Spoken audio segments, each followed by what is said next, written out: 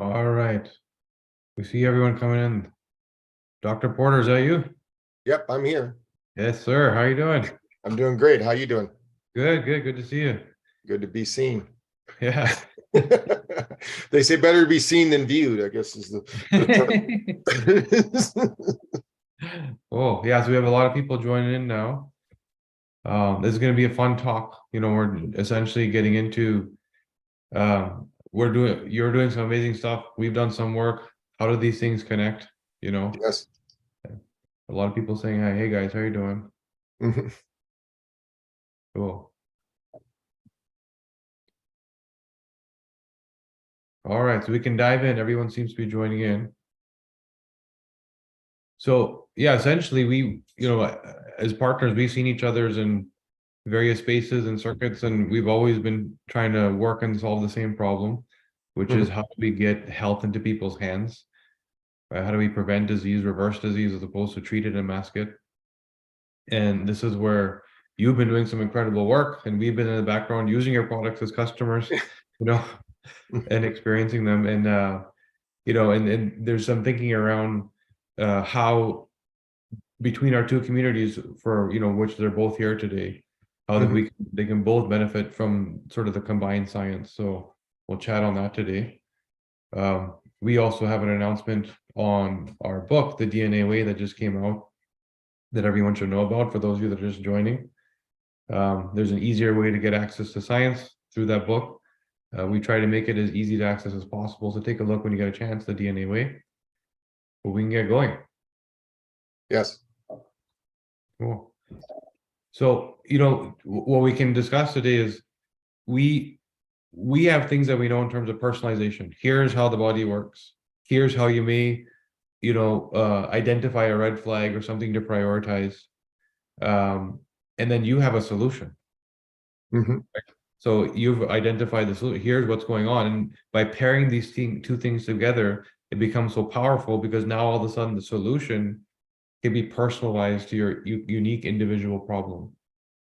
So that's where I'm thinking, if you don't mind, we'll jump into some of what BrainTap does, and I can speak to how that connects to some of what we've learned on the science side, and why it benefits certain people, at least from our side, the experience that we've seen in clinic. Yeah, that sounds great. Yeah, we can do that. Sure. Let's jump in. Mhm. So the primarily, I mean, when we talk about BrainTap, we're talking about brain health, obviously in general, but we're talking about meditative state, sleep, adjusting your mood. So how exactly does it do that? Well, the main way that it does this is because of the different brainwaves trigger neurotransmitter production. So when you talk about gut brain health, you can't separate the two. So when you go through, like we just had a question actually that came up, how does it help with serotonin dysregulation? Well, most Right, people have this problem because they have inflammation and they have right, high degree of delta activity going on. When we measure the 30,000 brains that we have over the last 10 years, we found that 90% of the people we scan are over 60% delta, which means the serotonin is actually out of regulation. That should only, we call that a sleeping brain. So one of the things that BrainTap does, when you start the morning off with like an SMR, sensory motor rhythm, that's the one for cognition, that's going to actually trigger a little bit of dopamine and cortisol and norepinephrine. That's going to happen in the morning. And what's happening is the brain is dysregulated, meaning that it's producing so much serotonin that it becomes toxic. So that's when you think of SMR, it's between 9 and 11 hertz frequency. It's the bandwidth between beta, which is usually 12 and between 12 and 39 hertz. Somebody just asked that question. And then when you get into alpha, we can break these out. Actually, there's like 16 different variations of brainwaves. We usually only talk about the 5, but I add in the 6th because SMR is so important for cognition and people who are wanting to repair their brain from like a traumatic brain injury. That's right, the one that actually, and when we talk about brainwave entrainment, think of it as tuning the brain for the right activity. There's no bad brain waves. There's only a dysregulated, which means when you're supposed to be sleeping, you start getting that awakened brain state. And when you're supposed to be awake, you get the sleeping brain state. So we want to just teach the brain that when it's awake, and when it's asleep, it's asleep. So that's interesting because we see the same thing from the genetic side where the serotonin dysregulation, we can predict it through the 5-HTT-LPR gene. So the receptor can be shorter for some people. So the way they regulate serotonin and therefore their mood can be very appropriate for whatever the stimulus is, or it can look kind of like this. You know, some people might call it bipolar when it's not in fact a clinical bipolar, but just very hard to be relevant to whatever the stimulus is because the receptor shortens, serotonin is dysregulated, right? Yes. And then we also see that affecting people's sleep because in the later part of sleep where they're meant to sort of wait for sunlight as a stimulus to wake them up and bind that serotonin, their brain can't prioritize and understand what stimulus to focus on because the serotonin is dysregulated. And so they're constantly waking up. So a couple of sort of symptoms of the serotonin dysregulation: I'm irritable, everything bugs me, I notice everything, all the details matter, and second part of my sleep doesn't get resolved properly. So for someone that has this dysregulation, the tool then, are we talking about now adjusting like literal serotonin levels or making up for that as sort of a gap fill, and well, how does it actually work? Right. I think it's more of a, when we talk about a symphony of brainwaves, when we're awake, we should have less than 10% of our brain active. We should always have little serotonin going on, during the day, because all brainwaves are necessary. But what happens when that gets so high, we don't have any dopamine. We don't have enough dopamine. And so we're looking for those hits. That's why we create stress. Like some people say that people are addicted to their stress. It's because the brain wants that dopamine to get out of that sluggish kind of serotonin feel. And we don't have any acetylcholine or any GABA going on. It seems like these brain waves all get, it's almost like delta becomes the controlling factor. And when you're awake, beta, there should be about 45% of your brain in beta and 30% in alpha. So you get a nice mix. Think of it almost like a 2-cycle engine. You need to have that mix of acetylcholine and dopamine, which gives you the ability to react and become intuitive at the same time. When those brain waves are when you're in that focused brain wave, if you have too much beta, then you become hypervigilant. That becomes bad too. And if you have too much alpha, you have become attention deficit. So there's definitely and the nice thing is the brain, when it gets out of the stress that it's under, whether that's physiological or psychological, I think a lot of the problems we have today are actually physiological, that people are sitting too much. So the body doesn't know how to regulate, because our body's designed to move and breathe, not to sit all day long. So that is actually one of the things that we found is that there was a study showing that when you sit for 3 hours, you lower oxygen to the brain 10%. So, I mean, when they say it's worse than smoking, that is worse than smoking because it happens right now. So we need to really get up and move. So I think the biggest thing we're seeing as far as and we also know that movement changes DNA. We're changing our environment because every 40 seconds, our DNA is changing those epigenetic factors so that the best you can show up instead of the, if it thinks you're going to sit all day, then the brain and the nervous system starts to regulate toward that. Yeah. And I mean, I think the numbers, like about half of your nervous system is in your legs, constantly responding to what movement your legs are experiencing. That's why you see these centenarians from the blue zones. A common habit is that they are walking, and they're not just walking on flat surface or on a treadmill. They're walking on old roads that are kind of bumpy where they have to adjust, and the signal between the leg to the brain keeps them sort of young and youthful, And so we see on the genetic side, and I know that you're able to sort of help people get there if they're using the BrainTap. Like, let's mock up that because we know you're not doing that. Right. And what we're able to see is that the innate neuroplasticity of someone's brain, so brain-derived neurotrophic factor, BDNF, this one gene, and how efficiently does the brain actually develop new pathways and new neurons, and how well do you learn new skills? And there's a major impact in terms of mood, behavior, depending on the genetics of BDNF. And yeah, like you said, your body's kind of responding and turning the dials through epigenetics. You have the bad version of BDNF. If you decide to go in the sauna, Well, it may change things. In fact, I'll tell you something there. The Finnish population, Finland, is known in general to have the worst BDNF, brain-derived neurotrophic factor, right? Just as a population, they're one of the worst. Which means that they should have mood dysregulation. Call it drama queen response. Mhm.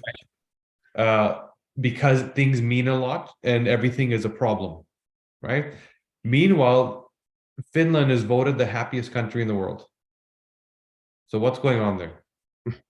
What's going on is they use sauna more per capita than any other country in the world. There's more saunas than people. And so the expression of this gene is being elevated, and all of a sudden they're experiencing as if they had the good version. And this is where, if you identify what's going wrong, then you know exactly what to use the BrainTap for. Right? If I know that my brain-derived neurotrophic factor is off, and I don't necessarily relate my problems that I experience every day to that gene, but if I just focus on that thing that's not working, then something's going to get optimized. I might be surprised in what it is. It could be my mood, it could be my skills, it could be my ability to learn, but ultimately something's going to get optimized.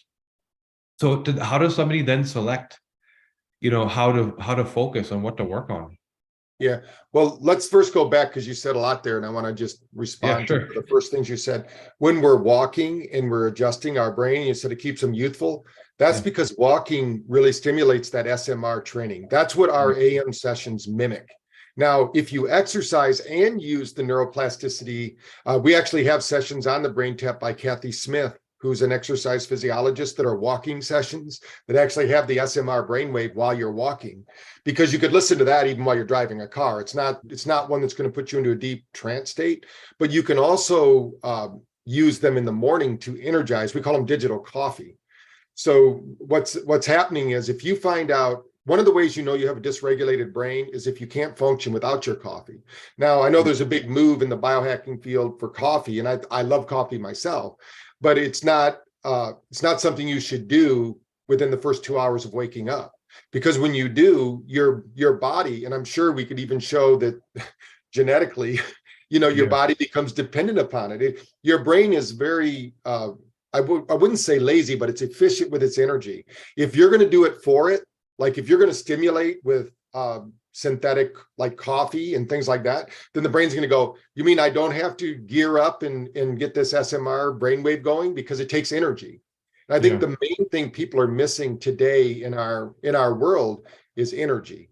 How do we get energy into the system? Well, we're solar panels, right? We should be outside when the sun's out. I mean, that's the way these bodies were designed, but we're not. We're inside. Some people get out, 2 to 3 hours a day, maybe even 4 hours. If you're fortunate enough, maybe you get out there for your whole job. But the reality is that in the process, if we're not getting that light from the sun, then our cells aren't getting the right encoding. So in the middle of the afternoon, when you start to feel that dip, that's because our bodies are designed at 2 o'clock to drop in temperature 2 degrees, because it's resetting. So think about it like a recycle. At night, they increase 2 degrees. Now, in the morning, if you find you need coffee, you need to start waking up and doing those AM sessions to get the brain can train itself. And what we find most people say is, I'm waking up before my alarm. What's going on? Well, your brain is designed to, you can give your brain direction and it can wake you up without the alarm. We learned that in Silva. And so when my dad was teaching us, I haven't used an alarm since I was a kid, so in the morning. Now in the afternoon, if you find you have a real slump in the afternoon and you find that you have to do sugar, like chocolate or tea or coffee, then I would recommend an afternoon session if you can. If not, then I would do it right when you leave work or when you get home from work, because you're going to get a reboot of the system. Our body is designed to take naps. So if we were really to look at the way our body is designed, we're designed to sleep 6 to maybe 7 hours. You don't need to sleep. In fact, most of the studies that show the long-term results of sleep are efficient sleep, not long time sleeping. Everybody says, I need 8 to 10 hours sleep. No, that's because you're a very inefficient sleeper. So if you're not getting the sleep you need, you're not waking up before your alarm, you need to go to sleep using our Sleep RX program, because we need to get you to deep delta faster. The first, usually there's 6 to 7 cycles of sleep, depending upon the person. I'm sure you have some genetic information about that. Yeah. Some people are, I was reading over, you just did a class on that actually a couple of weeks ago. In the process, when you think about how fast you get to delta, most people take 3 to 4 hours to get through their first cycle of sleep. If we can quicken that, like we do at BrainTap, when you listen to delta right before sleep, and even if you don't use the lights, you just use the audio sound, the faster you can get to delta the first time, the more cycles you get. Now, the more cycles you move through in sleep, the more you're detoxing the brain, because every time you reach level 4 sleep, that glial lymphomic system opens up. That's the trigger for deep sleep cycles. And so the efficient sleeper, like for instance, a few weeks ago, I was at an event and I showed my sleep score. I had an 87 sleep score with 4 hours of sleep. Wow. Because it was 3 hours of deep sleep in 1 hour of REM. I wouldn't recommend that. Usually you need 1 hour of deep sleep and 2 hours of REM, and you'll get a really good score. But I did that because I was flying between, I had to leave an event, and my plane got delayed, so I didn't get in till 2 o'clock, and I had to present at 8 in the morning. So, I wanted to measure myself, to show what jet lag does to the brain, especially late at night. And it's not pretty, but you can bring that all back, because once you get the brain back in sync with, that's a light signal the brain gets. Every cell has a light signaling system, usually through the, there's little, what they call chromophores, or little batteries on the cell that absorb the energy. And most people don't have energy. They don't have ATP. And especially if somebody's out there suffering from long COVID or something like that, or they have the flu, these are all things that basically throw wet leaves on the mitochondria. And the mitochondria, one way to bypass the digestion chain to get mitochondria to the brain is light. So we do that through light and sound and vibration to get the cells to light up. So I think the main thing is get energy in, and the brain is designed to heal itself. So, but if it doesn't have energy, it's like, how do you bake a cake without the ingredients? We need to get the ingredients in there, and what the brain needs more than anything is energy. Now this time I have to unpack what you said, because there was so much there. And you're right, there's a lot of genetic insights in terms of the variability between all of what you said. So in terms of the circadian rhythm and the clock, this is a big one for people. There's literally a gene called clock, by the way, for anyone that doesn't know. So the clock gene will regulate, in combination with BDNF, what we talked about earlier, how efficient your internal clock actually works. So when it comes to I can't sleep, we can be a lot more specific on what problem to solve. Is it more like I can't fall asleep? Is it more that, like you said, there's these sleep cycles, they're like 3 hours-ish each, right? And you need 2 of them. And that's 6 hours. But it takes most of us 8 hours to get those 6 hours. We don't sleep for 8 hours. It takes us a long time because we're inefficient in our sleep. And so how do you get that efficiency up? It's not a need, but it's better to be there. And you have to solve the right problem. Is it a circadian rhythm problem? Well, genetically, what's going on with your clock gene? Genetically, what's going on with your BDNF gene? Is it a serotonin problem, right? And there's another big one, the serotonin we talked about already. A lot of people that in that first half of sleep, you're kind of recovering what happened the day before, right? So detox, hormones, all that stuff. If your glutathione and detox and phase 2 detox, like methylation pathways, are off, you can't keep up with today's toxic environment. And so you wake up sluggish, or you need a couple more hours, or you don't really efficiently get into that second half because you haven't finished the recovery. So there's different reasons why these problems get resolved. And then speaking to the mitochondria, again, you can get highly personalized, because this is an area where you have such high density of mitochondria in your brain. You know this better than me, but I think it's like the second highest density, right after the heart. Is that right? Yes. Right. So you have this massive density of mitochondria in your brain, and your energy is falling off a cliff because your mitochondria is being burdened with everything that you're dealing with every day, and you're aging, so your mitochondria is depleting.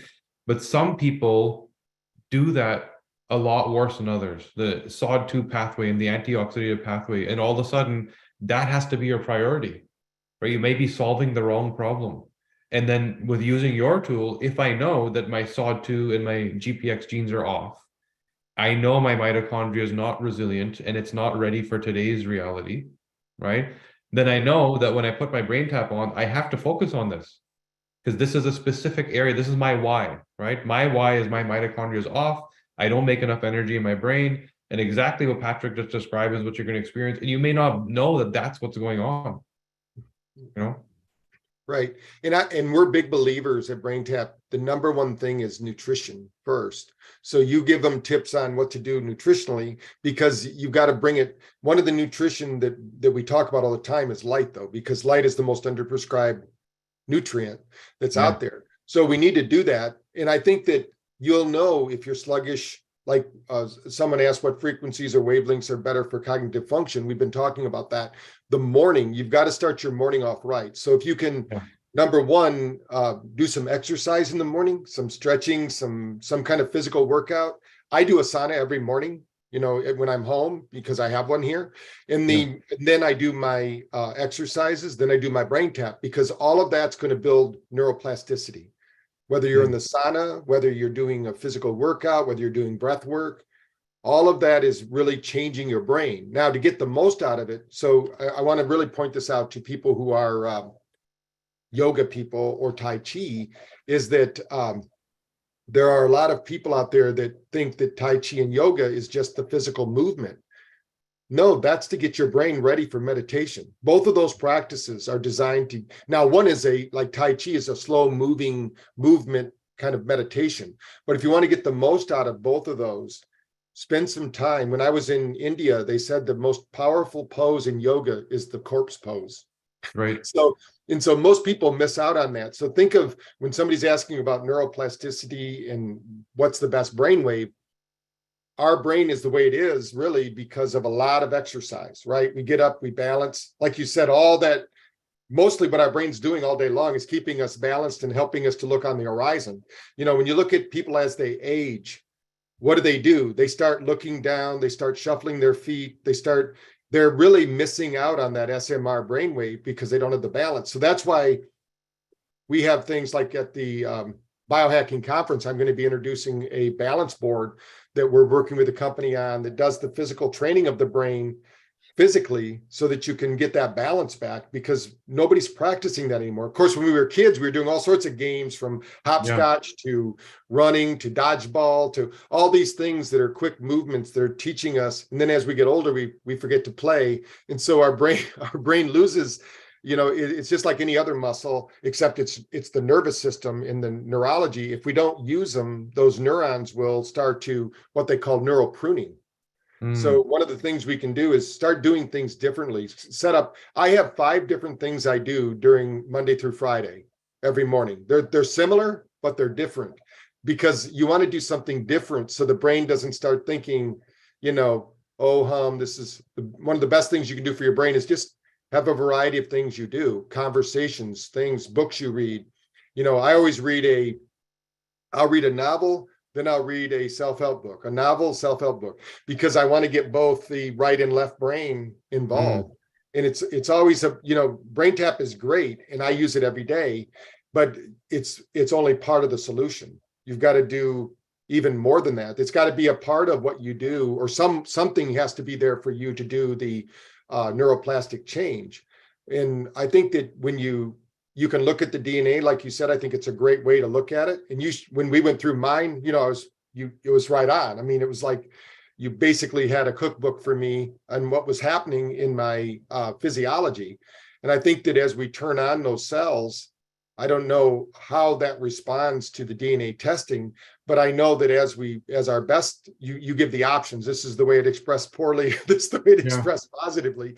And I think that if we can start looking at it through the DNA lens, we start to understand the biological system of our body and that it's really a code. It's really like our computer is walking around like a hard drive, and it's feeding back through the afferent nervous system, really, because we're getting a lot of feedback from our nervous system.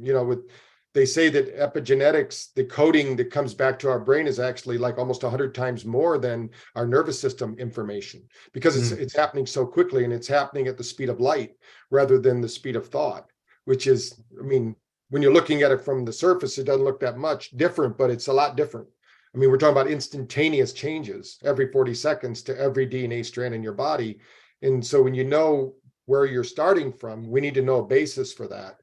So, I mean, you kind of have to experiment too, because even though I'm going to give some general guidelines, you got to see how it works for you, if each person Yeah. out there. And that's what I like about biohacking in general is, or health optimizing, however you want to look at that, is we have so many tools.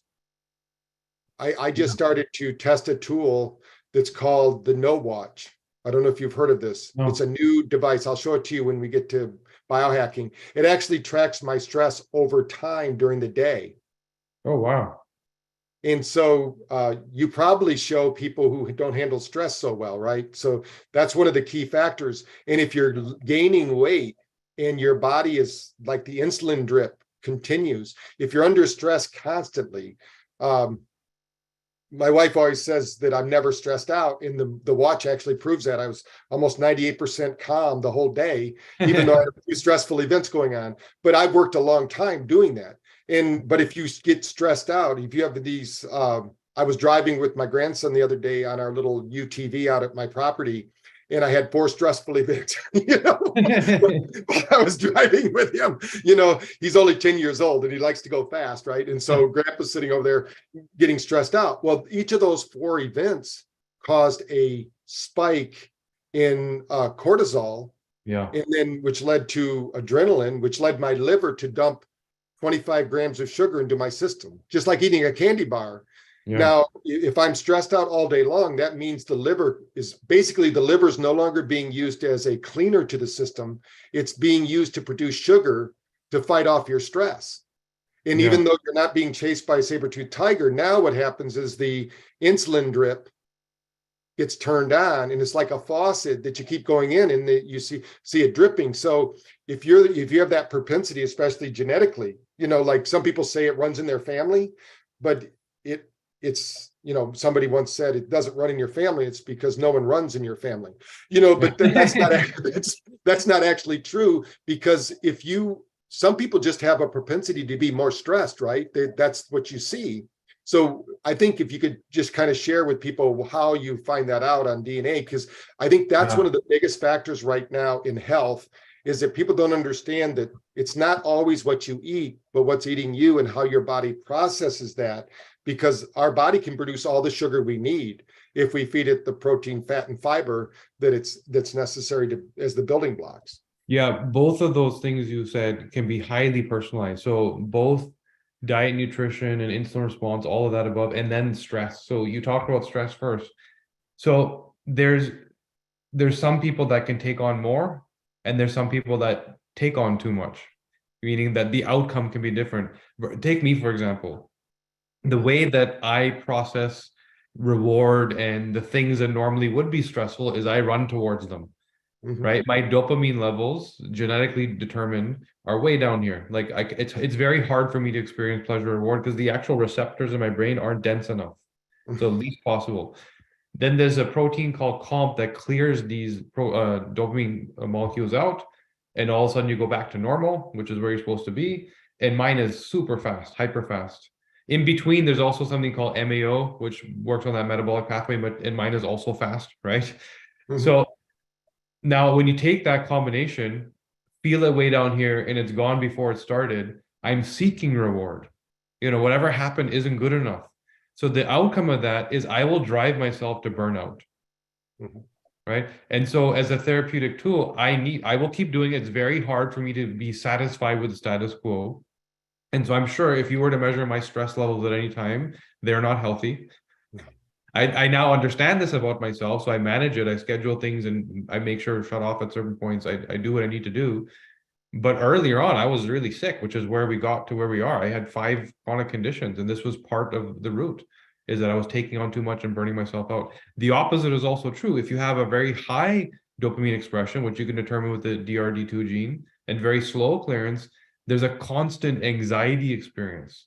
Because instead of seeking reward, you're avoiding it because you're already satisfied, and everything causes it's this anxiousness about you. So we see people that are the naysayers. Everything's a problem, right? As opposed to everything's an opportunity. And of course there's people in the middle, but there's two extremes. And with the dopamine pathway, we see more people on the extremes than we do on the middle. So it's like either everything's an opportunity, everything's a problem, and these are both sources of stress and issues, or you're in the middle, which we don't see that often. Right. So people are more drawn, like in BrainTap, one of our most popular sessions is we have a series of sessions to avoid negativity or process negative thoughts. And we know that people are addicted. There's books out there, Dopamine Nation, right? So the slow process is like you're talking about. Most people don't understand dopamine, know that in you're clearing it out fast enough, but most people, the dopamine doesn't give you any satisfaction at all. It's basically anticipatory. So you have to create that kind of satisfaction in yourself. So I think part of it is creating what's called long view thinking for these people that have that that kind of negative response to stress, like you're talking about, that everything's negative. And that's part of I think it's part of our DNA, because who survived? We all survived because our genetics got passed on. We didn't get eaten by that saber-toothed tiger, or we didn't get sacrificed on that block.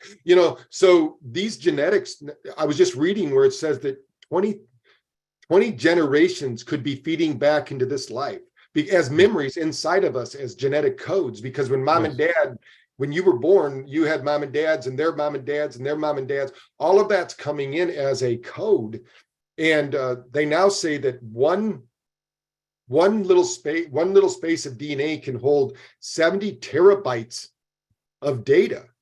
So we're just getting into this. I mean, you're in the forefront of some pretty incredible research that's happening out there, and what it's really doing with us or through us or around us. And I think if you understand that you're clearing out that dopamine, you're going to burnout, that's why it's so important that you do these sessions. Now, we had a question I want to show right now, because they're the same as you.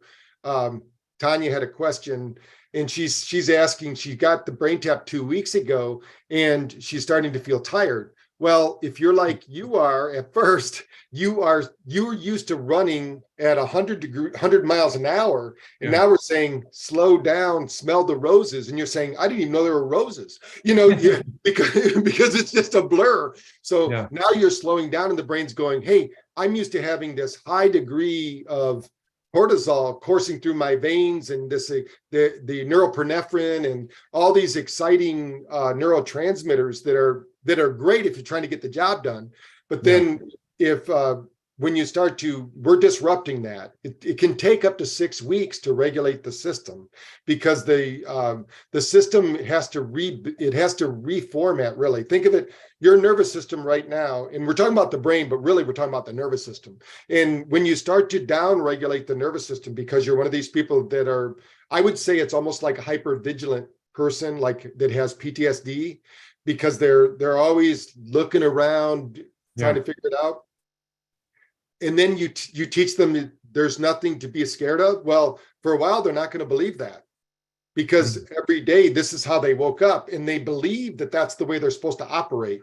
And it's not true. There are bad things that happen all the time, but you don't have to be looking out for them all the time. So there has to be that balance. So that's why, like when we did the peak performance study, this is a good example. The 1%ers at Microsoft and Google, we did a study with Julia Arndt. She's a peak performance expert. And they would ask us because of burnout. These are people that would just work. They're trying to get a job done.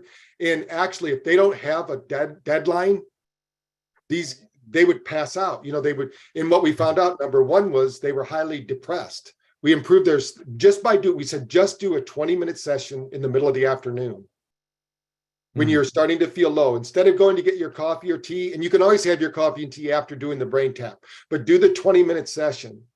And then what we found out was we increased their score. Their depression score went up 71%. These guys would have been clinically depressed. They didn't know it. They were peak performers. And the thing was that because they were burning themselves out. They were just going. They always wanted to finish the job. And there has to be that balance, but nobody's put any governors on these things. Yeah. And I've experienced that, where so when you would take the dopamine profile I described, and there's typically 3 potential outcomes. One is achievement, because you go down this reward route, like I need more, right? You become entrepreneurial, like I have. or there's addiction, which is, well, it also feels pleasure, not just rewards. I'm going to do that more and more. My day becomes structured around this thing that I want, right? Or you're void of both of these and you end up depressed, right? Because the world sucks. Nothing's good enough. And I have experienced all three of those, by the way. So Right. this dopamine pathway, and this is just one layer to it. We can speak to other layers. The context almost drives the outcome, right? And I think what we're able to do by using tools, whether it's BrainTap or other biohacking tools, is you can align yourself to the context you're in. We can't always choose where we work or who we're friends with and family with, right? And so there's pressures, and those pressures may not be aligned to your genetic capacity. So why not then bring in tools instead of just dealing with it, right? It's not, you can do that, and we have those tools now. So you mentioned PTSD, same thing. The ADRA2B gene, I personally bind trauma a little more than the average person, right? So it speaks to, again, context based. It also speaks to a little bit of emotional intelligence. I kind of understand what people feel and I can relate to people. And the converse of that is I also experience things to a higher degree than other people. And so I use that as a filter. Now, if I didn't know that, I wouldn't know what the problem is. The outcome is I'm stressed or this is a problem. Very general feeling, hard to pinpoint what's driving it, right? Mhm.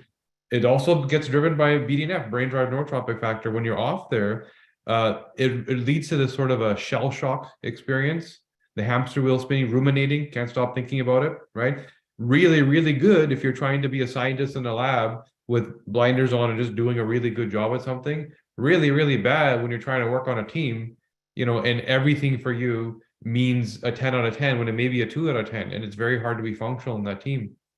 So for me, I got lucky there. My BDNF is great. So neuroplasticity is amazing.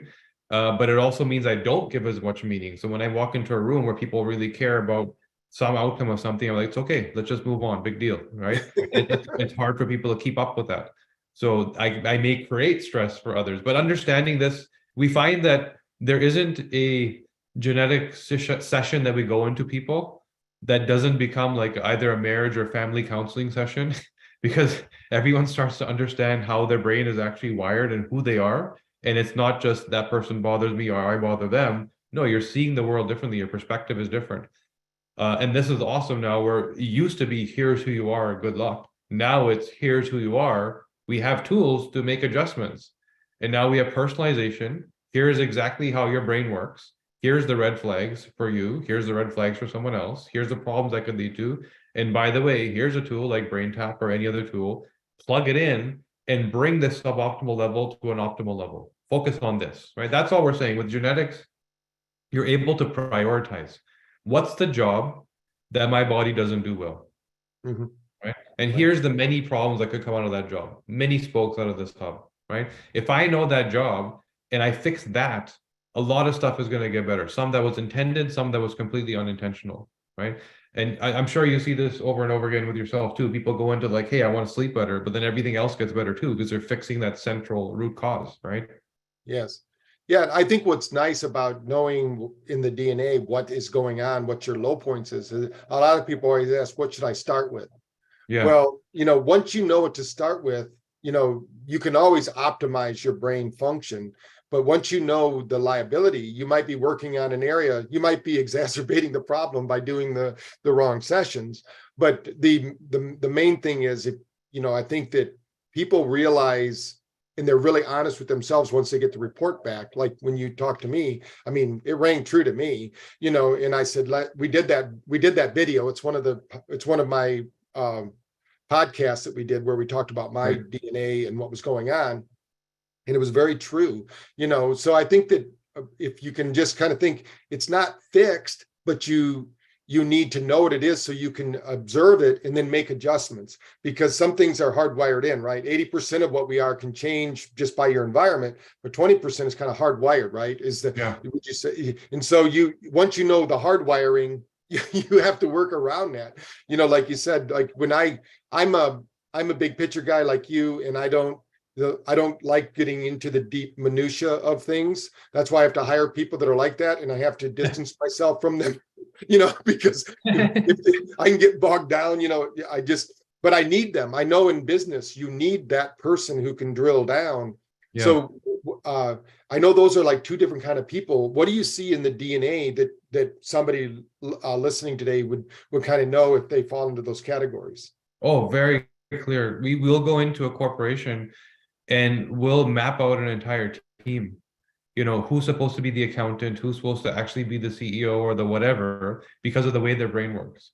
You know, and if you start to do a job, let's say, in the context that you're aligned to, you thrive. It feels incredible. When you start to do a job that you're not aligned to, it feels like kryptonite. It feels horrible. And you start to use words like anxiety and depression and burnout and procrastination because you're not designed for that thing. So we do this all the time. We'll go into a corporation and see that here's, for example, here's a big one that comes over and over again. The high functioning anxiety of leadership. So the CEO who has a serotonin dysregulation, who is biting on every little detail that their team members can't see, right? They also have either a very high or very low dopamine expression. So they became successful because they either chase reward or because they're naysayers and only focus on what they're good at. So they're on one extreme. You combine those two things where I'm either binging or I'm addicted, right? And combine that with seeing it at a high level of detail with serotonin dysregulation, it leads to this high functioning anxiety, which means I had this fire in my gut, this drive. Everything matters. When the team says, here's 10 things, I'm like, what about this detail? What about that? And you also said this, and we were supposed to do this at 10 o'clock, right? That level of detail is not, call it conventional. That's extreme. How do you align those two? Because you have to be able to work with this team, and the team also has to be able to work with this person. So understanding perspective, step one, who am I? How do I see the world? And how does the world see me? And we worked with so many teams where we had to say that here, this person is doing this job because this is what their brain's wired for. They're good at it. You're doing this job because you're good at this. You can't expect them to think like you, and you can't expect them to think like, they can't expect you to think like them, right? Otherwise, you wouldn't be able to do those very specific jobs. And you gave a perfect example. Here's a team around you, right? And that team is around you because that's the exact support that was needed. But the team wouldn't be there if you weren't there to build it in the first place. Yeah. Right. So we see that all the time, not only in the office, but also at home with parenting and certain children that need disciplining in a certain way or need structure in a certain way or need their meals in a certain way, truly how they actually metabolize food. So that personalization drives everything. Let me answer a few questions. So we're getting a lot of questions. Sure. I guess a lot of people from the DNA group don't know what BrainTap is. So I'm just going to answer a few Sure. questions so they understand. It is an app that you can download, and I'm sure that you can share the link. We have a 14-day trial, so you can try that out, and you can start playing with. We have over 2,000 sessions. So like we're talking about here, if you find that you need a dopamine hit, then you might want to do those SMR trainings and get motivated. That's a morning session. Those are AM sessions. We also have the ones, if you're not getting enough sleep, deep sleep, then you can put on the earbuds even during the trial. And our study that we did in Australia with coal miners, we actually had a 71% improvement in sleep with just the app. So that took about 6 weeks. When they used the headset, because it's also a headset using light, sound, and vibration, the headset basically accelerates the results. They both get results, but the light gives more energy into the brain. So we're a headset and an app. You can try it out. There's a lot of videos out there to learn about it. What we were talking about today is how you can use the library of 2,000 sessions to work with your DNA report. Because one of the things we know is that you can turn on those switches. You can change 2,600 gene expressions just by your thoughts. So if we can change your thoughts, then we can change the way you express. So we're talking a little bit about that. And you can train the brain through your physiology. So whether you're doing physical exercise or doing brain fitness using BrainTap or a meditation or a breath work, these are all things you can do because there's ways you can do this with breath work. You can, like we're saying, you can do this with red light therapy, lasers. You can do it with BrainTap. BrainTap just happens to be a very inexpensive way to do it. So, where you can do it at home on your own. And someone asked, is it like neurofeedback? It's way beyond neurofeedback. Neurofeedback gives you the capacity to look at your brain and train, but there's never been a study. And if anyone on here finds it, I'll give you $1,000. I've not been able to find it. There's no study that shows that neurofeedback does anything after the training.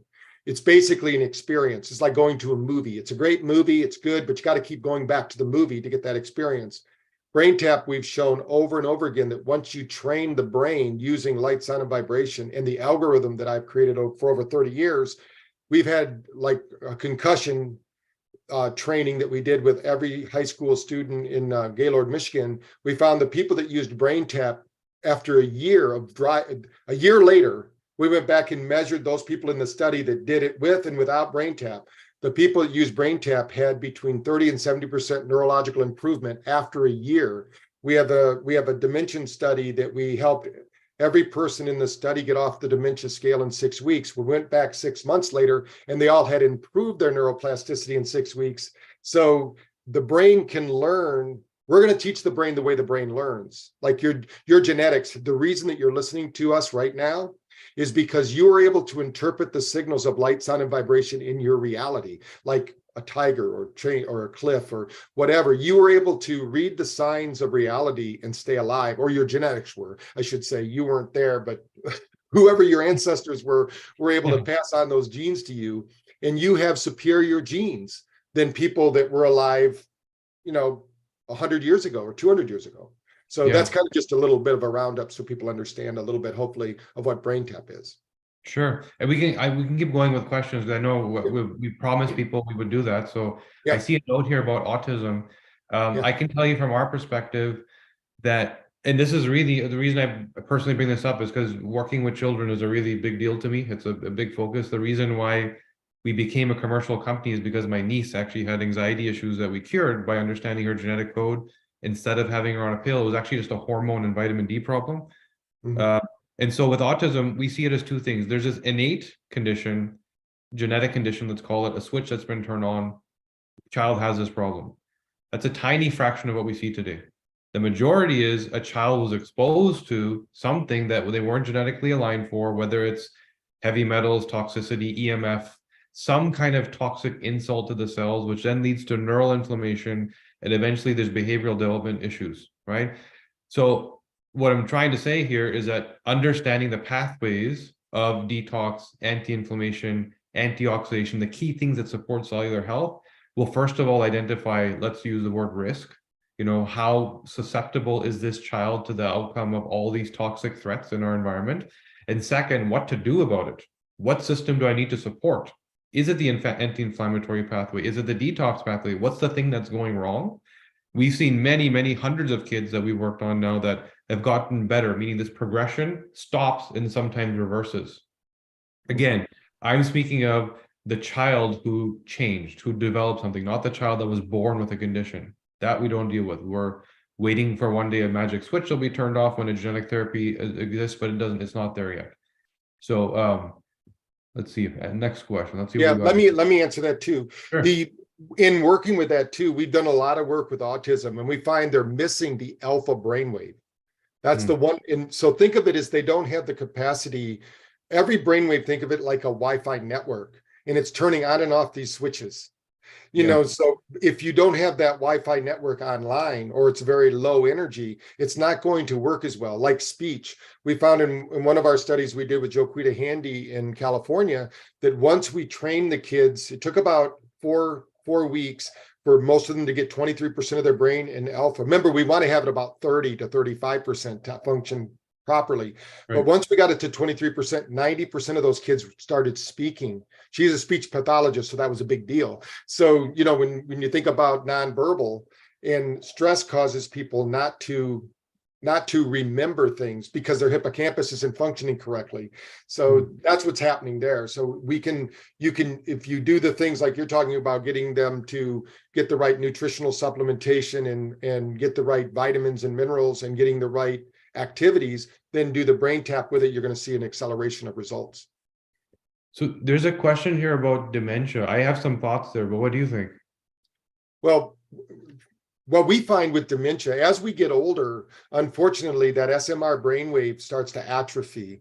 And because of stress, when you think about stress, stress is a lot of dopamine and a lot of neuropinephrine, a lot of cortisol. And what happens is the brain starts to think everything's a threat. So when you talked earlier about if you're the type of person that looks at life as a series of threats, you're going to be more prone to have this condition. If you're somebody who looks at life as a series of challenges and opportunities, you're going to find that your brain's not going to regulate that way. So just psychologically and physiologically, we find that people who are more active, that's why they say when you stay active, like walking when you're talking, and when you're walking, especially if somebody was saying they're 60 years old now and they need this much sleep or whatever, really move your arms and walk like you're on purpose. And what'll happen is that movement, there's a lot of physiological activity that's happening when you move your body, and walking can be one of the best ways to delay, if you will, these kind of conditions. But everyone on this call should remember that there's no wisdom, like when you look at ancient cultures,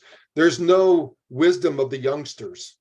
There's wisdoms of the elders, so the wisdom of the tribe was not kept with the young people, it was kept with the elders. So that means our brain was designed, if you will, to function until it doesn't anymore. I mean, we should have, I've known people that are so bright-eyed and young. When Wayne Dyer said, never let an old person inhabit your body, that's exactly what we're talking about, is let's keep ourselves functioning at a high level. Yeah. Somebody's asking, I'm going to comment on dementia too. Somebody's asking about promo codes. We'll give you codes for both. So I know there was a BrainTap. You can actually use the same code, BrainTap, for both the BrainTap and the DNA test. And we'll put links in here for where you actually go. So now the next thought about dementia, the way we see it is there used to be this. So if you ask people about genetic testing, the number one thing that people that aren't familiar will say is, I don't want to know if I'm getting Alzheimer's, right? I just rather let it happen. I don't want to have anxiety for 30 years to know that this is coming. So that belief of you have an 80% chance of Alzheimer's thinking is outdated in terms of what you can actually glean from DNA.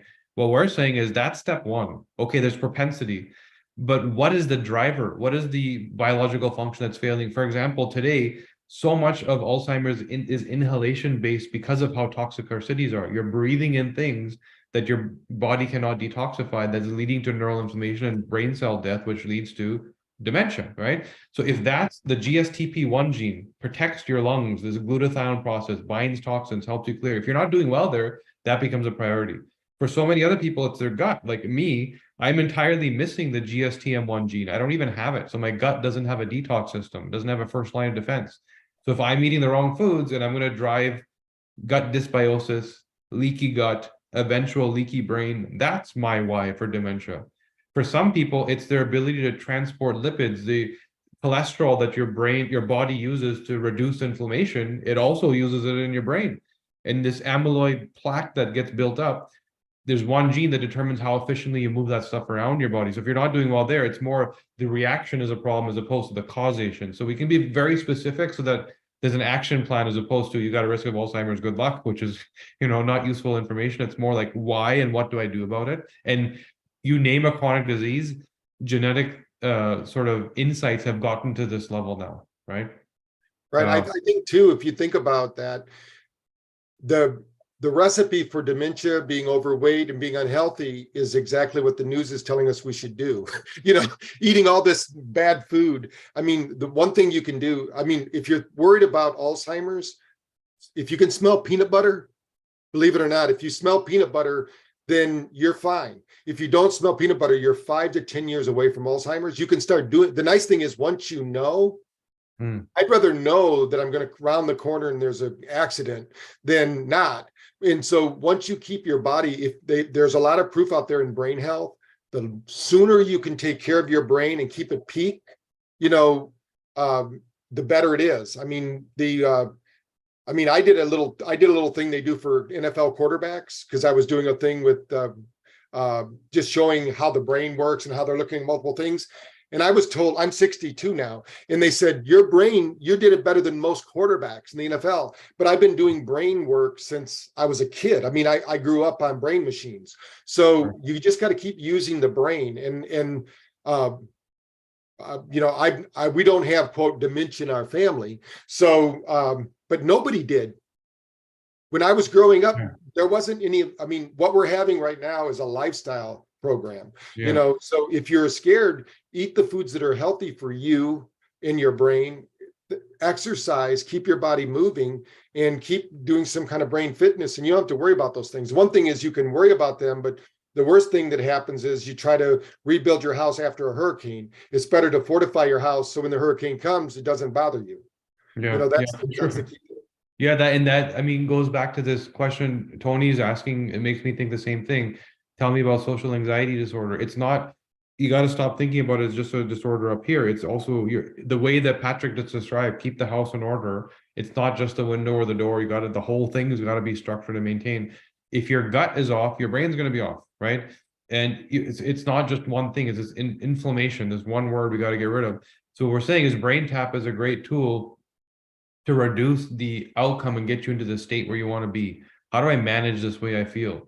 You also, like Patrick said, you have to do everything else too, right? You have this amazing tool, but don't just mask it, right? Although here, you can feel great. Also work on the root, figure out what's going on, what's your why, right? Oh, and sorry, Linda, just to answer your question quickly, there's two genes in relation to the lipids, what we just talked about, ApoE, so APOE. That's, in terms of clear sign to dementia in terms of lipid transport, but there's things that can be done about it. That's step one. Then we look at 9p21. So 9p21 determines here's your artery, this tube, right? The inner lining is called the endothelium, which is where the blood actually touches and flows through.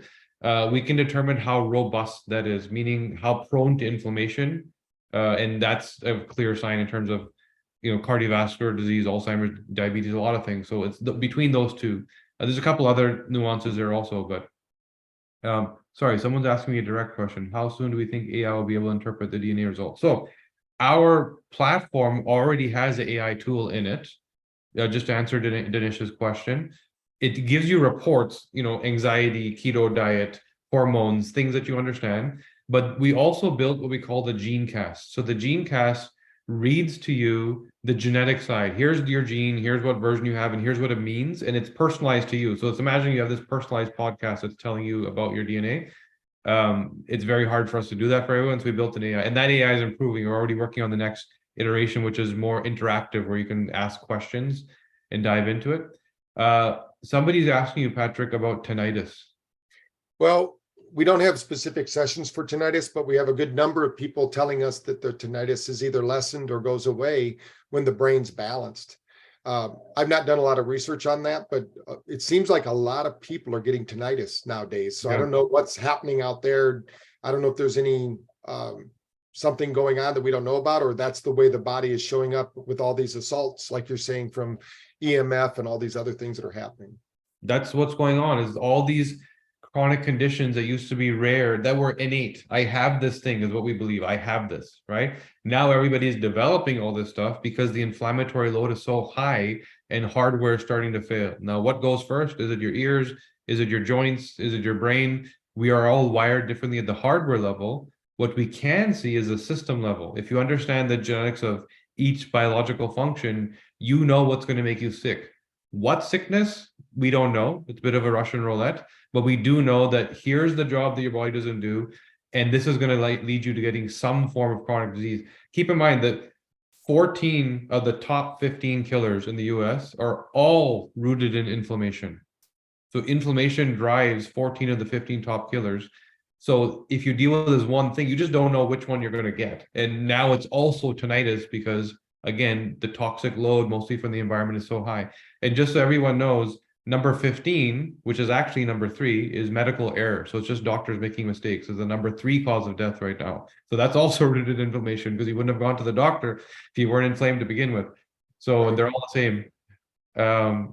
So somebody's asking, how can I pick programs in the BrainTap app based on my DNA results? That's exactly what we're talking about here today, which is the DNA will drive you understanding what your priority is, right? We're not saying what your problem is. We're saying biological function, what's your priority? Is it a neurochemical thing? Is it an inflammation thing? Is it a gut thing? Like, what is actually driving you to the way you feel, and what's preventing you from feeling the way you want to feel? Now that we prioritize that, you can very easily select the program on BrainTap to drive that. Is it a serotonin issue? Is it a dopamine issue? Is it a sleep issue? Like, what's the thing that's actually going to move the needle for you? Genetics will point you in the right direction, and the BrainTap as a tool will support and solve the problem. That's what we're saying. Somebody was asking about pain too, and some people have a greater propensity for pain, and maybe you can talk about that. But what we did, we just finished 3 studies in Brazil. I just returned from there, and they've actually renamed their neurocenter BrainTap Neurocenter because we beat out opioids in 3 studies for fibromyalgia. And Wow. their government agency called Invisa is the company that the group that paid for it. They paid $200,000 for 3 different pharmaceutical schools to do the study. So it wasn't done by BrainTap. It was done by their pharmaceutical department, and they tested everything. And I think that we could probably look at, just like in the Suggestible You, where they say there are certain people that have a gene that they turn on and off, or that they know they're more susceptible to placebo than others. I can't remember the name of that gene. Maybe you know what it is. We didn't screen for that, obviously, because we didn't know. We didn't want it to be like the drug company does. They screen out for placebo positive, so that they know. But these were people that your brain, if you have too much, if you're dysregulated again, you'll have too much pain. Pain only happens in the beta brainwave. So if you have a lot of stress and anxiety and a lot of dopamine, like if you're one of those people that has that loves that driver, you can maybe have a propensity to have more pain than others.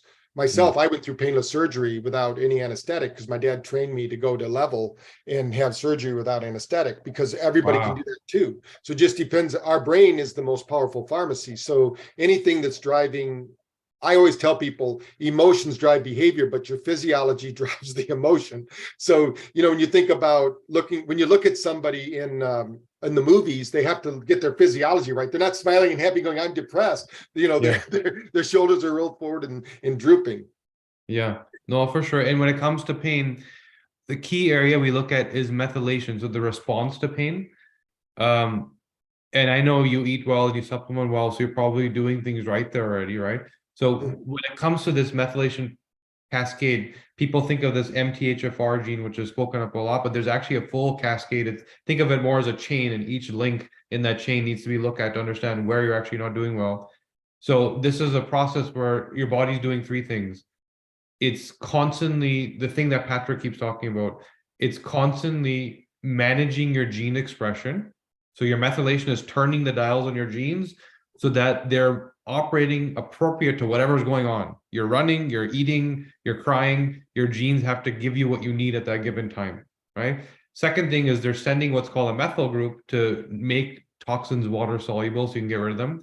Third, the outcome of all that is it manages inflammation. So if your methylation is off, your inflammation is probably high. And there's very specific places where you can intervene. Do I need B12? And do I need a sublingual B12 under my tongue, or do I need to swallow it in my stomach? Do I need a methylcobalamin? Do I need adenosine? Your genes can make it that specific that if I got to this minutia of like, that's the specific version I need, I'm going to feel so much better by this one thing. Do I need folate, or do I need folinic acid? Some people take a B complex and it's actually over methylating them and they start to feel worse. And they don't realize like little headaches and skin issues, and you start to think that that's a condition. I have migraines. You may be over methylating yourself. So being specific, it goes back to the thing we keep saying. Here's the job my body doesn't do. I now know what to do about it, whether it is incorporating BrainTap, whether it is taking the right supplement, whether it is bringing in the right exercise for hormones or whatever it may be. So methylation is key when it comes to pain. I can tell you a quick little story. We had a patient who was in her, I believe, her 70s, who came to a third-party clinic in Niagara, which is very close to here in Toronto, where I am. And she just wanted to be optimal. She said, hey, I have some money to spend. I want to buy some supplements. Doctor, what do you think I should buy? The doctor said, you know what, use this genetic company. They're going to tell you what to buy. So it's personalized to you. She did that. She had been in a car accident where her arm was numb from the elbow to her fingertips. One arm was completely dysfunctional. And she was told it's damaged. Forget about it, right? Within 2 weeks of being on the supplement formula, she woke up in pain. And she called their doctor the next day saying, my arm's in pain. Is that a bad sign? She said, no, it's a great sign because that means your nerves are doing something. 6 weeks later, she had full functionality of the arm again, which she didn't have for over a year. In fact, I think it was close to 2 years.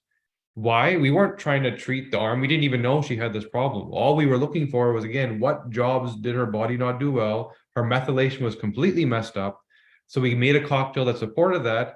And all this was neural inflammation.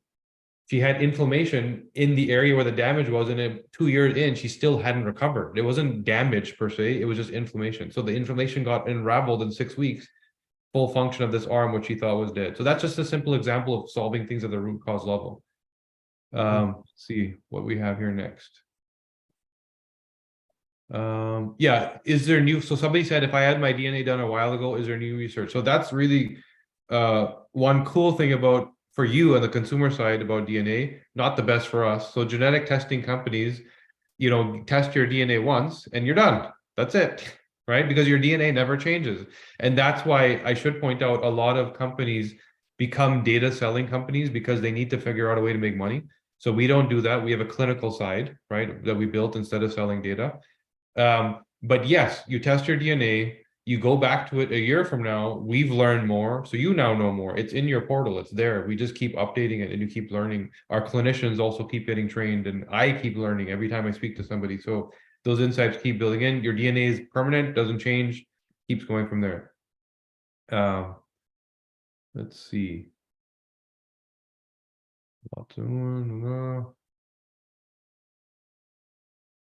So Somebody said, let me answer this one. How can BrainTap prevent dementia or Alzheimer's? You're not supposed to get dementia or Alzheimer's, so it doesn't prevent it. It's not like it's predetermined. You might have the propensity, like I guess it was saying, but it's not. You can eat right, live right. There are some people that have that propensity, but never experience the result of it. Yeah. So I think the main thing it does is it's going to keep the brain active. If somebody is just coming home and all they do is sit on the couch, drink their 6-pack of beer and watch the news, and then the next day they get up and do the same thing, doing the same thing is the death kill to the brain. We need to do a variety of different activities. And I think that what BrainTap does mostly is regulate throughout the day. What we did with that study that I was talking about, where we took everyone off the dementia scale, was we trained them first thing in the morning to the SMR training. You know, we need to speed up the brain in the morning, get the dopamine going. And then in the midday, we need a deep reboot. That's the theta training, the deep reboot to reset the circadian rhythm of the body. And then at night, we did this deep sleep program. And we did that for 21 days. And those people, we tested them. And the people that were regulating the way we wanted to, we told them they only had to do it once a day if they wanted to at that point. But every person in our study continued 3 times a day because they were getting such great results. The more you do this and train the brain for the right regulation during the day, the brain will learn to do it on its own. It doesn't do it for the brain, it's inviting the brain. Think of it like a trainer, but you get to take it home and put it on your head and do it. So it's not doing it for the brain, it's helping the brain do it for itself. Right.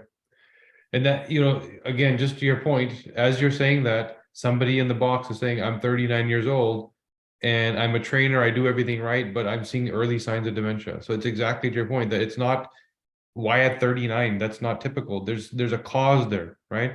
There's something that's being that's off. So all we're saying is we can identify genetically what that thing is. Like what is it? Is it your gut? Is it your lungs? Is it your detox pathways, anti-inflammatory? Is it plaque buildup? What is the thing that's driving it? Especially for someone like yourself, who's a trainer, who's doing supposedly everything right. Like, what's that red flag that you don't understand? We've figured that out. Yeah, we've also seen trainers. I mean, they look like they're physically should have no problems, but they're burning themselves out. Yeah, we're talking right now because TB12, Tom Brady's group, we're going to be doing a TB12 powered by BrainTap because we showed the power of recovery, and he's all about recovery. So most trainers, just like yoga, when I was talking about that earlier, after a workout, when I did a thing for Ironman magazine, and I showed the mind-muscle connection, acetylcholine builds more muscle. So if you're more relaxed, you probably can show in DNA those people that can build more muscle, right? So some people can't build muscle no matter what they do. You know, they're at the gym, and a lot of times it's because they have too much cortisol. You've got to relax and build that muscle. You can't, the muscle won't build under stress. So we've got to, once you've done the stressful workout, you've got to relax. And when you're working out, don't get so stressed out. You know, take time to recover between reps, and you'll find that your body, think of it like this, you only have so much in your bank account every day. And if you use that up in your workout for an hour, or if you're working out for more than an hour and you're really working hard, your body doesn't, you don't have to work that hard. They've proven that. I mean, like resistance bands are proving that, where you can work out in 20 minutes and build muscle. You don't have to go to the gym for 4 hours like Arnold Schwarzenegger or something like that. Yeah, no, for sure. And so several people have asked about where they go to buy. We're going to continue, but just so that I dropped here in the chat the DNACompany.com/BrainTap. So don't go directly to the website and buy. Don't pay retail. You'll get a discount here. So go to the DNACompany.com/BrainTap for 15% off. And Neil had dropped into the chat earlier the DNACompany.com, the DNA Way, which is the book. So if anyone's interested in looking at the book, if you just want to learn more, it's there. And Patrick, I think you had dropped in something around. And by the way, we'll send everybody these when you'll expect an email, a replay. If people are liking what they're hearing here, you and I are doing that. We're doing a 4-hour how to think faster and smarter in 4 hours. Yeah. And there's still, I'm pretty sure there's still some seats available in that. They were telling me it's close to being sold out, but if you want to come for a whole day, 4 hours with us, I'm doing 2 hours and you're doing 2 hours. So it's going to be an incredible day. And I think it's going to be pretty powerful and I'm going to show people how to use, we're not going to be using BrainTap during the whole time. I'm going to be showing you all the things that I've learned over the years. I've done a lot more than BrainTap, but I'm going to be showing people how to move from fear to power and basically how to use the brain outside of BrainTap but we're just going to show you some tricks and tips to really activate the brain to take it to another level so that you're not, as some people say, you're more in control. The 4-hour sessions at the biohacking event that's happening in June, if you go to, it's a 9th annual biohacking event with Dave Asprey, and Kesef and we're doing the pre-conference workshop. There's going to be about 800 people there, and it's close to being full. But I think if you get on there, they said they would even open it up a little bit more because I told them we were doing this event. So there could be some more tickets available there. That's going to be a phenomenal event. So there's the biohacking conference. It's in Orlando in June. And they added an extra day for Dr. Porter and I to do this presentation, which is going to be incredible. If anyone's planning on attending, make sure you come a day early for the conference. There's a few more questions here. There's a lot more questions, but we'll try and get a few of them. We have a few minutes left. Are there plans to coordinate? Yeah, for sure. We have to do that. The day has to come where one platform and you see DNA and BrainTap and also other things interconnected. And in fact, there are companies that are building platforms like that. So it may not actually come from us. It may come outside, Claudia. Oh, hey, Claudia, how are you doing? Good to see you. So dementia reversal. Yeah, so we do see dementia reversal. Again, the more advanced, the harder the likelihood. So it's a bit of a gray area in terms of how advanced can we actually heal and fix. But certainly we've seen over and over again reversal and at least stopping the progression and then reversal depending on how far back they are or how far advanced they are, I should say. Sorry. Let me see a couple more questions here. So someone got in an accident. Yeah, so if you got, Kelly, we did do a new panel, which does require retesting. And that's why the team told you that. So we've only ever once changed the panel, and that was a year and a half ago or so. So to access the new data, we do need to retest. It's not the full price, but it's just basically whatever the lab costs are.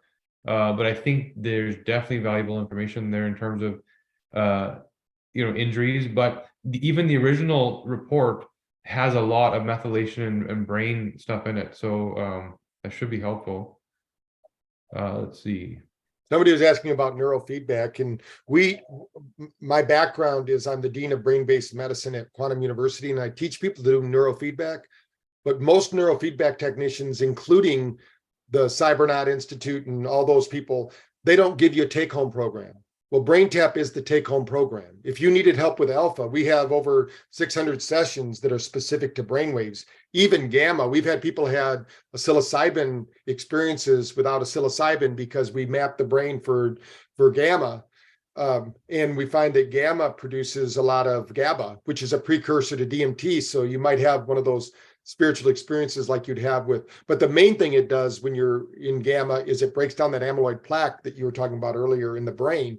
So if you have that, if you have a propensity for amyloid plaque buildup, you'd want to be doing some gamma training to break that down. I usually do gamma. That's the one that I use in my sauna every morning. I do a 33-minute gamma and there's 10 of them. So every day I do a different one so that my body is never, 10 days later, I'm doing the one that I did before, but it's always a little bit different. And then I do a 10-minute SMR program when I'm doing my In Harmony acoustic mat that I sit on when I do my 10-minute meditation. So there's, I probably spend more time than most would want to. I spend 2 hours on myself every morning, but I get up early to do that. So are you saying you use the BrainTap in the sauna? Yes. Oh, I'm cool. using, this is the one that I use at home. When I'm at the office, I have a sunlight and sauna. I don't use it inside that. This is called a relax sauna that your head's poking out. Right, we use the ones when if you've had a traumatic brain injury, a lot of people don't want you to use the saunas where your head gets hot. So we got the relax saunas. We got 2 of them. So when we're working with traumatic brain injuries, we're still getting the body to have that experience, but the brain's out, and then they can wear the BrainTap with it. Yeah, okay, that makes sense. Okay, let's see. How do you differ from Muse? I've heard that question a lot. Well, the biggest thing, Muse will tell you what's happening in the brain, and they do have their meditations, but we actually have an algorithm that trains you. I know 100% of the time, every person who does a BrainTap session, where their brain's at any time, because I encoded the session. I used to have, when we do live sessions, I'm not going to do it because we only have 2 hours, but when I'm doing a 5-day training, we'll actually put somebody on the machine and I'll tell them where their brain's going to be. And I can put anybody I want in that chair because it's almost like a beat music. It's like your brain follows the music and will go into those frequencies. And the brain loves to go through these frequencies. It's not like it's foreign to it. It just doesn't know how to do it because it's waiting for the environment to do it.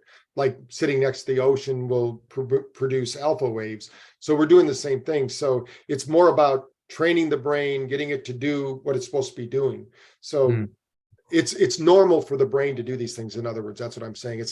We're not getting the brain to do like lifting weights is not normal. People didn't, cavemen didn't go, let's put together our barbells and do our workout today. They got their workout just surviving, so we started that, in the 70s and 80s. So I keep seeing this question coming up, so I'm going to answer it for everybody, which is, how do I know if I have the old reports or the new reports? The new reports are 6 reports, in fact, 7 now. So cardiovascular, mood and behavior, diet, sleep. So if they look like that, 6 reports, some of them are PDF, some of them are in a portal, then you have the new ones. If you have 2 reports, which were called the hormone pulse and the genome pulse, then you have the old data with the old reports, and there's some new genes to be tested. Some of you may even have an old singular report called Nutrients, which is our supplement brand. So that single report or the 2 reports, hormone pulse and genome pulse, are the old. The new is 6 to 7 reports, which is either digital or these big PDFs. So it's called the DNA 360. So if you don't have that and you have 2 or 1, then you have the old reports. Okay, aluminum in the brain. Oh, Laura's here. Hey, Laura, how are you doing?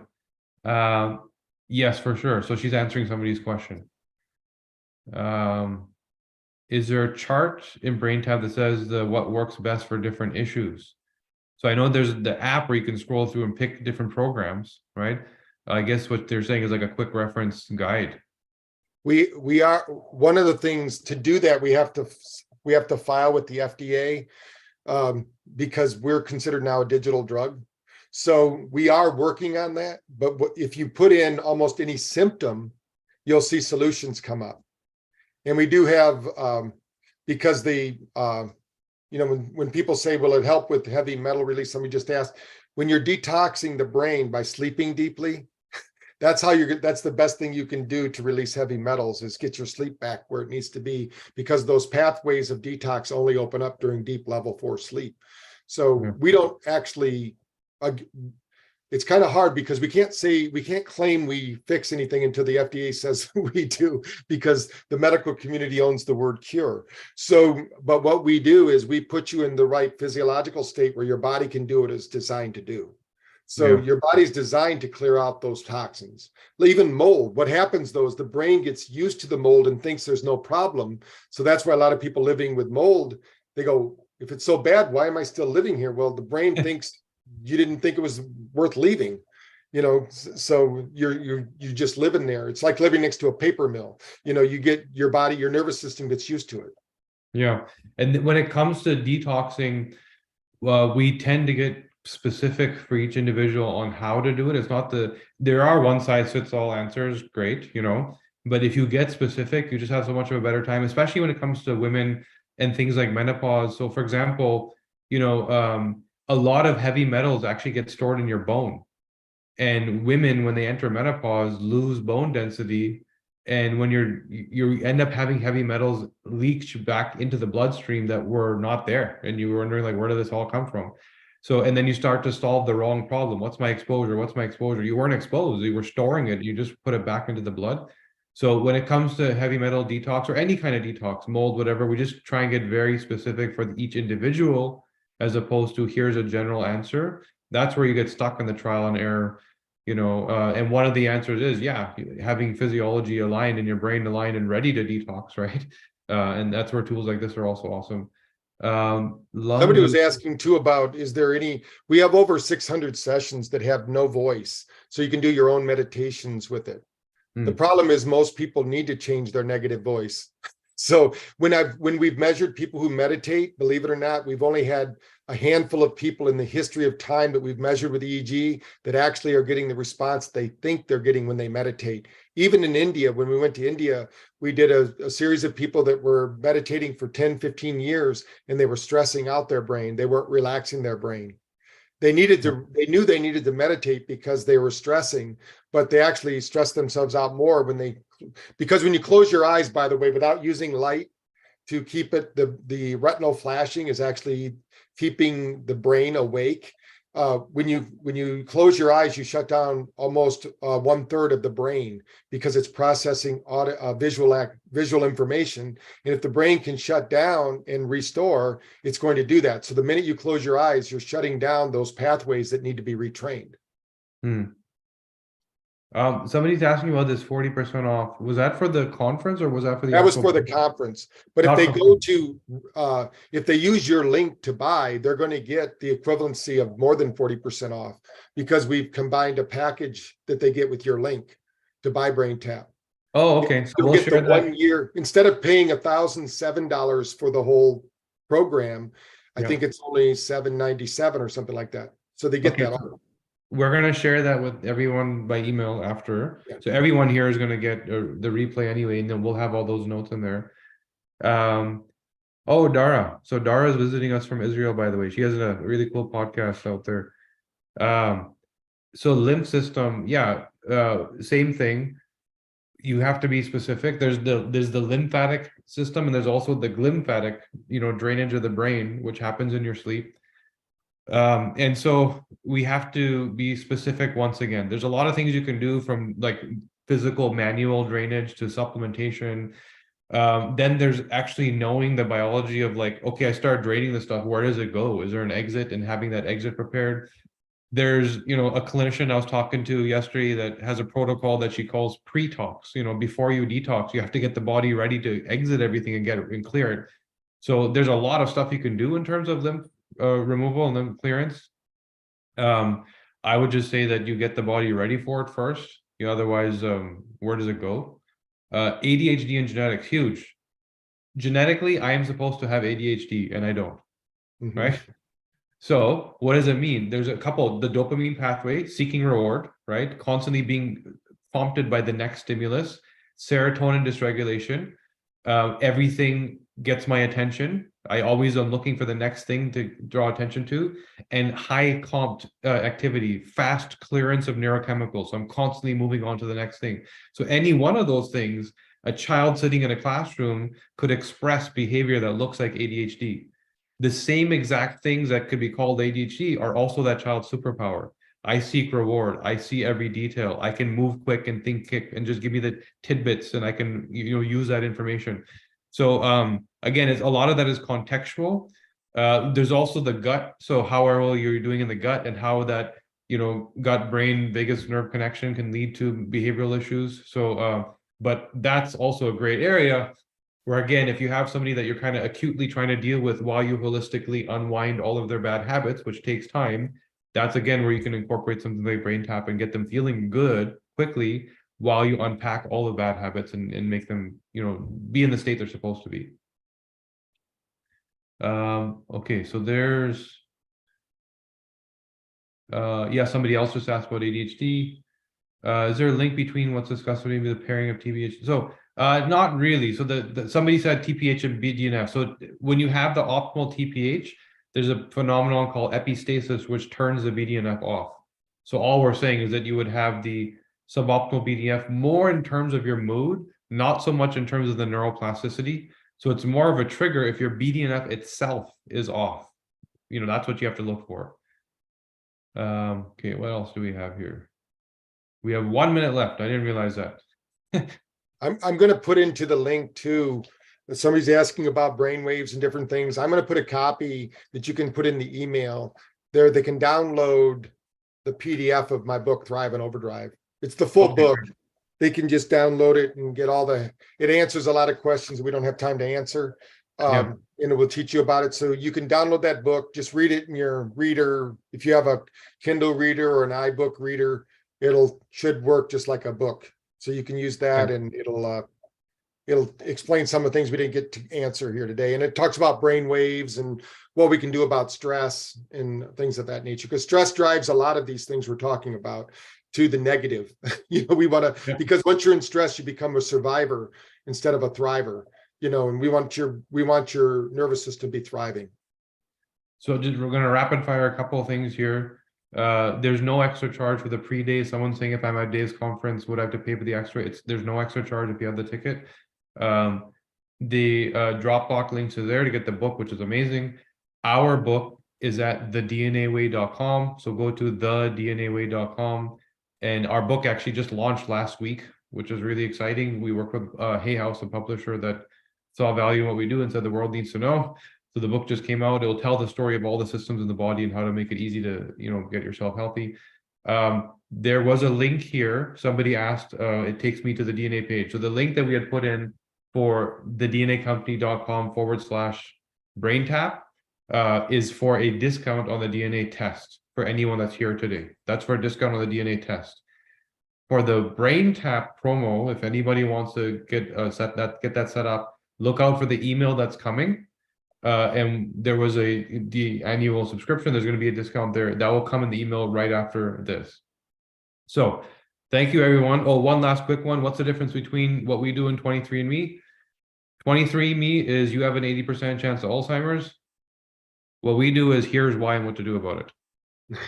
Genetics versus functional genomics. Doctor is you have psoriasis, go get this cream. Functional medicine is why did you get psoriasis? Right? The root cause. That's the difference. All right, guys. All the links, like we just said, they'll be in the replay. So take a look for that email. It will all be there. We'll keep the links open for a few days so that you guys can access them. Thanks again for attending and have a good rest of your day. All right. Thank you. Thank you. We'll see you in a few weeks here. We'll see you soon. Yeah.